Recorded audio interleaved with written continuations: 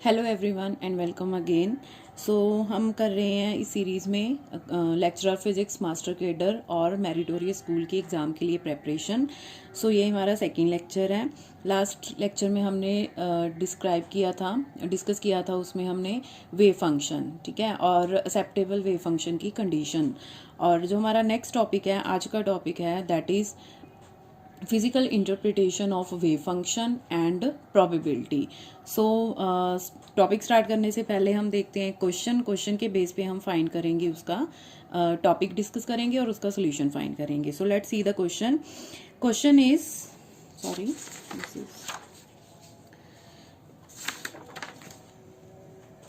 that is given the one dimensional wave function psi x is equal to under root a e raised to power minus ax. Find the probability of finding the particle between x is equal to 1 by a and x is equal to 2 by a, and the second part is between x is equal to 1 by a and x is equal to 1 by a plus dx. So ये question करने के लिए हमें पहले समझना होगा कि probability होती क्या है, ठीक है। सो चलिए पहले डिस्कस करते हैं what is probability. So last lecture में हमने कहा था कि जो मैटर वेव्स होती हैं, जो डी ब्रोगली वेव्स होती हैं, उनको रिप्रेजेंट करने के लिए एक वेव फंक्शन होता है, that wave function is Sai, ठीक है।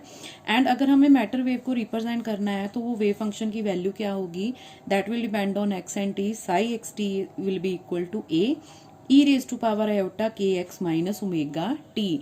तो ये वेव फंक्शन रिप्रेजेंट कर रहा है a wave travelling along positive X direction, ठीक है। सो अभी हमने बताना है, हमने लास्ट वीडियो में भी यही किया था कि जो साई होता है, ठीक है। अभी यहाँ पे देखिए, यहाँ पे आ रहा है ई raise to power iota, means जो साई वेव फंक्शन है that is complex in nature. अगर ये कम्प्लेक्स नेचर का है तो इसे हम एक्सपेरिमेंटली फाउंड नहीं कर सकते, ठीक है। तो बेसिकली हम कह सकते हैं कि साई इटसेल्फ, साई का अपने आप में कोई भी फिजिकल सिग्निफिकेंस नहीं होता, ठीक है। It has no physical significance, okay.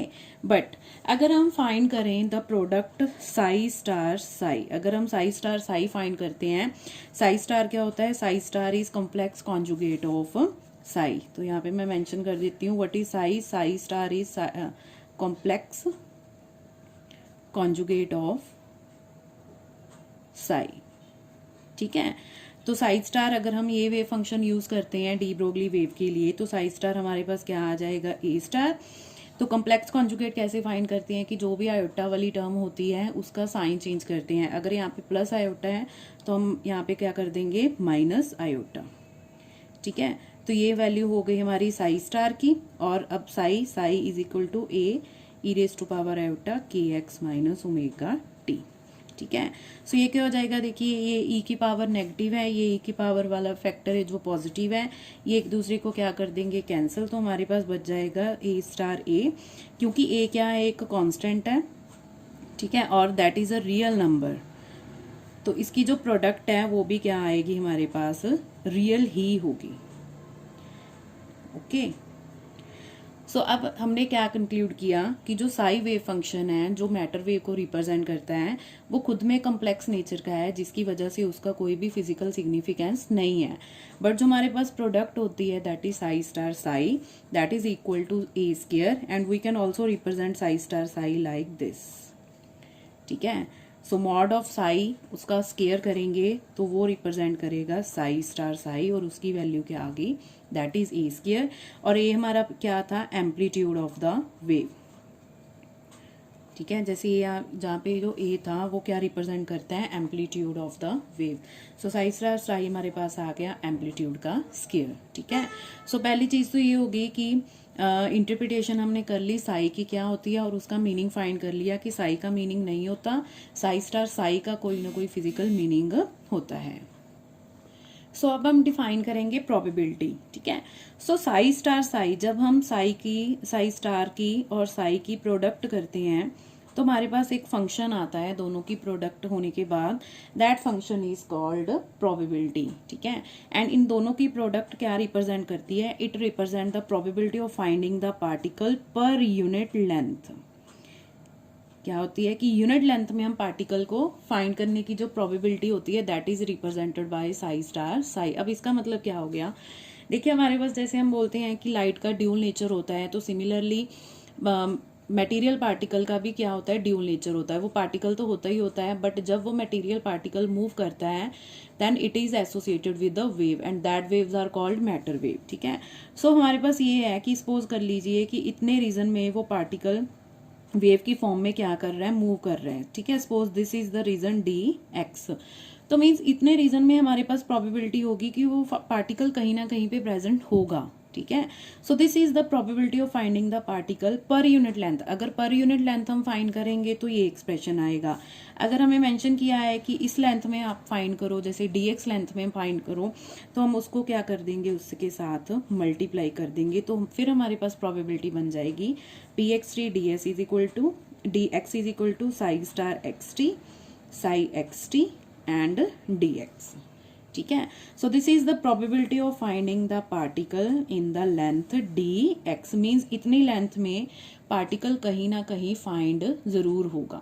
ठीक है, this is how we can calculate the probability of finding the particle, means हमें ये प्रोडक्ट फाइंड करनी होती है। एक और चीज कि जो लेफ्ट हैंड साइड पे dx होता है, राइट हैंड साइड पे तो जब हम इंटीग्रेशन करेंगे तो dx का रिप्रेजेंटेशन होगी, यूज होगा, पर जो लेफ्ट हैंड साइड पे dx मेंशन होता है ये सिर्फ ये मेंशन करता है कि हम प्रोबेबिलिटी फाइंड कर रहे हैं ओवर अ लेंथ dx। अब इसको हम सॉल्व नहीं करेंगे। ओके, सो अब हम क्वेश्चन सॉल्व करते हैं, आपको क्लियर हो जाएगा कि इस फॉर्मूले को हमें यूज कैसे करना है। So let's find the solution of the problem. ठीक है, सो हमारे पास गिवन है कि साई एक्स जो है that is a function under root A E raise to power minus A X and we have to find the probability of the particle between the range. अब हमें range दी हुई है कि x कहाँ से कहाँ तक वेरी कर रहा है, it varies from 1/a to 2/a। ठीक है, सो सबसे पहले तो हम इसकी प्रोबेबिलिटी फाइंड कर लेंगे थ्रू अ डिस्टेंस dx। तो हमें पता है p dx किसके इक्वल होता है, that is equal to psi star x psi x। अब यहाँ पे क्योंकि वेव फंक्शन है उसमें t की कोई डिपेंडेंस नहीं है, तो आप यहाँ पे t क्या कर सकते हो, कट कर सकते हो, we can only write p x।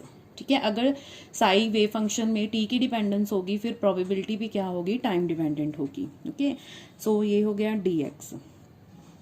So let's put the value psi star, क्योंकि ये देखिए साई रियल है, अंडर रूट ए भी रियल है, ई raise to power minus A भी रियल है, तो ये हमारे पास ऐसा सच आ जाएगा। This is psi star, this is the value of Sai into D X. तो अंडर रूट ए मल्टीप्लाई होके हो जाएगा हमारे पास a, तो ये बन जाएगा e raise to power minus 2x into D X.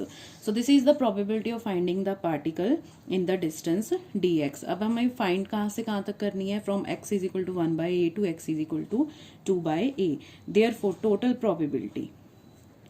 ठीक है, टोटल प्रोबेबिलिटी फाइंड करने के लिए हम क्या करेंगे, px dx की क्या कर देंगे integration, let substitute the value E raise to power minus 2ax dx।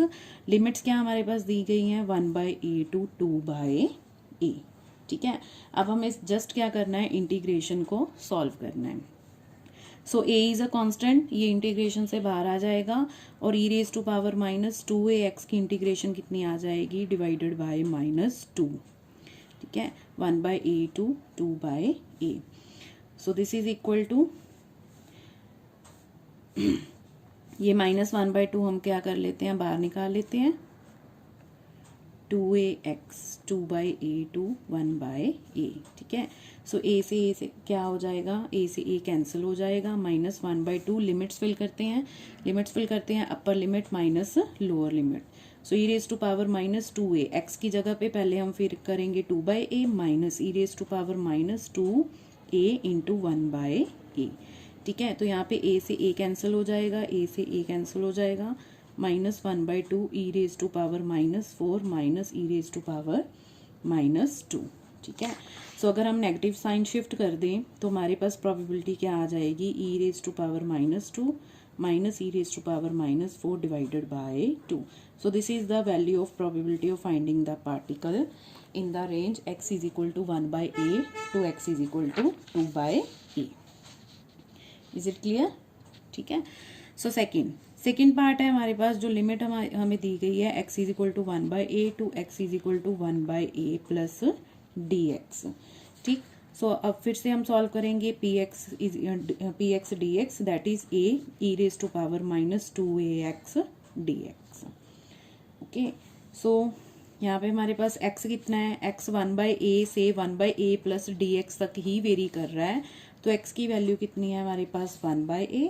ठीक है, सो p कितना हो जाएगा 1/a, x की जगह पे फिल कर दिया dx। अब देखिए यहाँ पे सिर्फ dx की वेरिएशन आएगी, अगर हम देखें 1/a प्लस dx से वो वेरी कर रहा है 1/a, तो कैंसिल होके कितना रह जाएगा dx, तो वो dx यहाँ पे हमारे पास आ गया। ठीक है, सो ये बन जाएगा a e raise to power minus 2a into 1/a dx।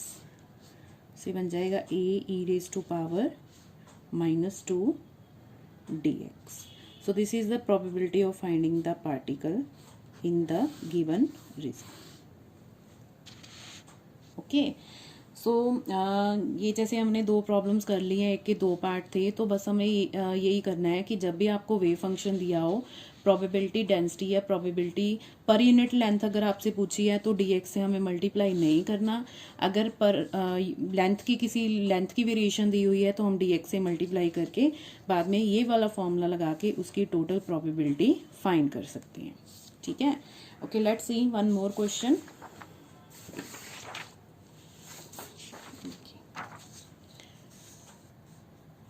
So the next question is,